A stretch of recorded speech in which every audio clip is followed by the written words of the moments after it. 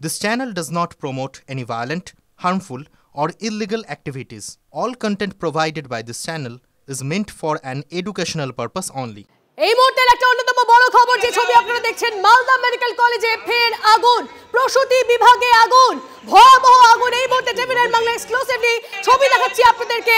Malda medical কলেজে সেখানে আগুন লেগেছে। এই মুহূর্তে প্রসূতি বিভাগে আগুন, ধোঁয়ায় দেখুন, ছবিটা দেখুন, ধোঁয়ায় কিভাবে ঢেকে গেছে গোটা এলাকা।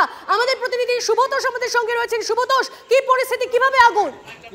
দেখো, যেটা মনে হচ্ছে যে সেখানে কোনো কেউ স্মোক করতে গিয়ে বা কিছু করতে গিয়ে ফেলেছে কিনা, বা কোনো শর্ট সার্কিট থেকে হয়েছে কিনা, এই পুরো ব্যাপারটা কিন্তু এখনো পর্যন্ত দ্বন্দ্বের মধ্যে রয়েছে। তবে আগুন লেগেছে এবং মাতৃমা বিভাগ, যেটা প্রসূতি বিভাগের পাশে, যেখানে শিশুদের মানে রাখা হয়, এবং ঠিক তার পাশেই সেখানে কিন্তু বড় আগুন লেগে যায়। তবে এখনো পর্যন্ত কোনো ক্ষয়ক্ষতি হয়নি। এটা সৌভাগ্যবশত যে সেখানে কোনো ক্ষয়ক্ষতি হয়নি, এবং একই সাথে সে আগুনটা ছড়িয়ে পড়ে পেছনের দিকে।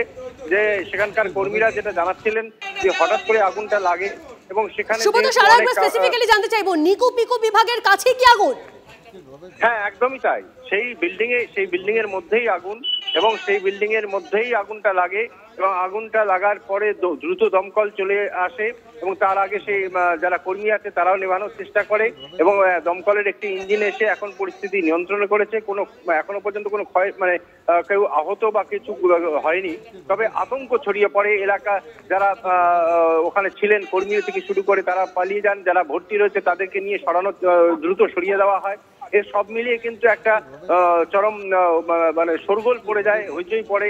তবে কোনো যারা সেখানে ভর্তি ছিলেন এবং যে শিশুরা ছিল সেই নিকু পিকু বিভাগে, তাদেরকে সরিয়ে নিয়ে যাওয়া হয়েছে, তাই তো?